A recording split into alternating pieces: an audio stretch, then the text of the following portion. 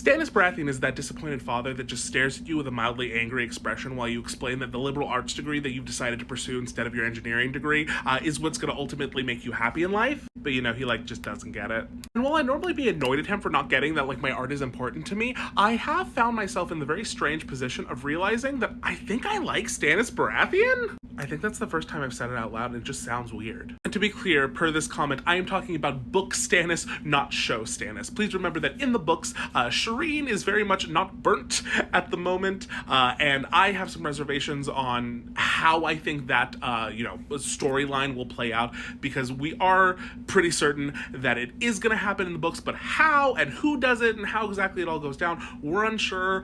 I don't think it's going to go down the way it did in the show. But I'll talk about, that storyline more later. Let's start off with why I like Stannis Baratheon. Again, a weird sentence to say out loud. So in a world filled with morally gray characters, or at least characters discovering their morality and wrestling with moral choices, Stannis is not gray. Stannis is not gray in the least bit. This is a black and white human being.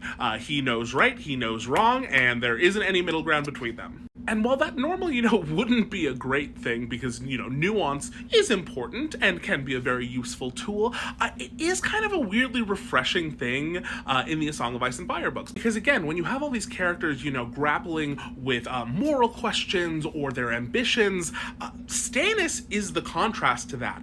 This is not a character, in my opinion, who is driven by ambition, who is driven by, indecision and, trying to figure out, the right thing. He knows the right thing, at least in his mind, and he is just trying to accomplish it. Because if we look at his entire, claim to the throne and pursuit of the throne, something that stands out with him is he doesn't really seem to, want it. And by that I mean, want it in the sense of, his ambition, his ego doesn't seem to be, the driving force besides wanting and pursuing the throne because, only I can do this, or only, I am the one who is worthy of blah, blah, blah, blah. That's not it. It's just because, that's legally what it should be. For Stannis, he's pursuing the throne because he is the legal heir to the throne, and that's it. This is a man who believes in the law, who believes that there are clear rights, that there are clear wrongs, and that, the laws of man exist to create order and to keep, society functioning. So when his older brother, who he doesn't even, particularly care for, dies, and he realizes that, all of his heirs aren't legitimate, he goes, oh, well, I guess it's me, so now I just have to do this. And there's this very, matter-of-fact tone with him that permeates throughout his entire storyline in the book so far, where he's always just so either confused or just shaking his head at the people who are doing anything outside of what the legal precedent is. So Renly, he's annoyed, and he's annoyed with the lords that have rushed to Renly, basically just because well, they should have come to me. I don't understand. That's what the law says. Why aren't you following the law? You guys are being traitors. Don't you understand how you're being traitors? Why don't y'all get it? And in a lot of ways, this makes sense if we look at, Stannis' background and how other people have described him and his upbringing. So, for example, Donald Noy, who is the, blacksmith up at the wall, used to be the blacksmith at Storm's End, where the Baratheons are from. He describes Stannis as being iron, as being, strong and unyielding in the face of really anything. And that makes sense with what we know about Stannis, because he, at the end of the day, is a soldier. He is given a task and he fulfills the task. And so his barometer for success is very black or white. Did you accomplish it or didn't you? Despite Robert, not really giving him enough credit, he does get assigned difficult tasks over and over again and, seemingly accomplishes them most of the time. During Robert's rebellion, it is Stannis Baratheon, young Stannis Baratheon, who has to hold Storm's End in a siege against the Tyrell army, and does so for, I want to say, a year, maybe slightly over a year, to the point where everyone in there is close to starving to death. He does it because that was his order, that's what he was supposed to do, and success depended on him doing that. Later, he's named the Master of Ships.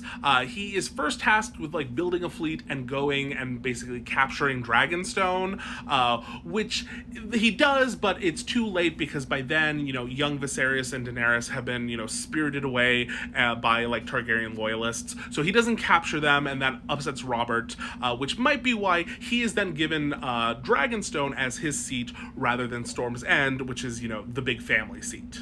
After that, during the Greyjoy Rebellion, it is Stannis Baratheon that like smashes the majority of the Iron Fleet and sends everyone's like favorite edgelord Victarion into the freaking ocean, because he's just like really good at war like that, and he, success is what's important in this case for him. And so now we're getting to a point where I want to talk about like some of the key differences between Stannis in the TV show and Stannis in the books. The very big one being like Stannis of the TV show is kind of like a bit of a fanatic, and like he, is, indulging in the Lord of Light lore and all that stuff with Melisandre, but in the books, he isn't really like a true believer. Or in another way of putting it, like he believes that Melisandre has power and there is use in that power, and because he has a task right now, getting the throne, that is of use to him, but he isn't like fully like into it like everyone else or his wife even is. So yes, Melisandre is telling him he's all these things, and then right after that she is proving that she has like a degree of skill with magic and foresight. And so while he kind of struggles with like internalizing that and being like, okay, yeah, this is me, this is who I am meant to be, blah blah blah, it's more of like, okay, you know what, she obviously has some skills, so she's probably not 1,000% wrong, but for the most part I'm just gonna like have her here because I know that this would be helpful.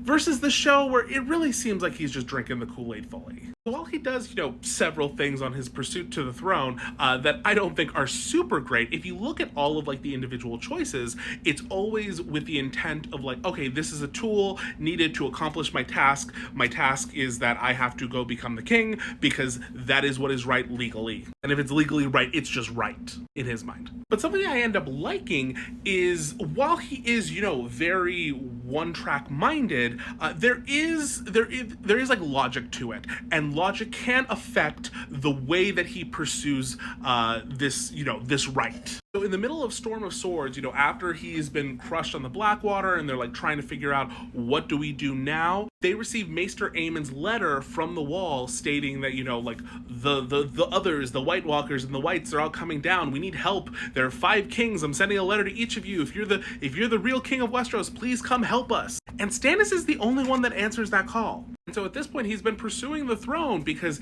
it is the right thing, and also per Melisandre, it's the necessary thing, to fight off the great other that's going to come on down. So when he receives that message, he does pivot and says something to the effect of, I've been pursuing the throne to save the kingdom when I should be saving the kingdom to pursue the throne. Because again, it's not just about like the ego and the getting to be in charge. This is just like the situation he finds himself in. But he has been told that like not only is this like a thing you're pursuing, it's a job. And if you were going to have the job, you need to do the job. And so that becomes his goal as the series moves forward. Like, okay, let me go like actually, protect the realm, because that's what a king should do instead of like worrying over who's like sitting on the pointy chair at the moment. Now, as for the Shireen of it all, I can see that kind of going in 2 ways. One is I think it's done behind his back without him there, because at this point, he is separated from Shireen and his wife and Melisandre. Those 3 are up still at the Wall. He is down heading to Winterfell to go deal with the Boltons. So no, he's not going to sacrifice Shireen just for the one battle. That would be stupid, I'm sorry. Also, at that point, while he is, on the march, he's just dispatched one of his knights and said, you're going to go to Essos and you are going to find me like a big company of sellswords, and you're going to bring them back to help us like finish this war. And the knight's like, okay, but what if I like come back and you're dead by the time I'm back? And Stannis just flat out says, then you will use them to put my daughter on the throne because she is the next in line. That is what's going to happen. And the guy's like, okay, cool, yeah, sure. So that doesn't sound like, a guy that really doesn't give a shit at all about his daughter, So basically in this scenario, Melisandre and maybe his wife do it at the Wall for a reason, bring back Jon Snow, the others are coming, whatever. Now, the other scenario, which I've heard other people talk about on this app, it's a similar situation to that, but Stannis has made it back to the Wall, and maybe, like, the others are arriving. And so this is, like, a big moment of, like, it's all or nothing. We gotta try something. So Shireen is their last-ditch effort, but my assumption in that case, it probably wouldn't work, and that is what would be the undoing of this man. Like, he did the right thing, but the right thing didn't pan out, and it breaks him. So yeah, I'm out of time. Okay, bye.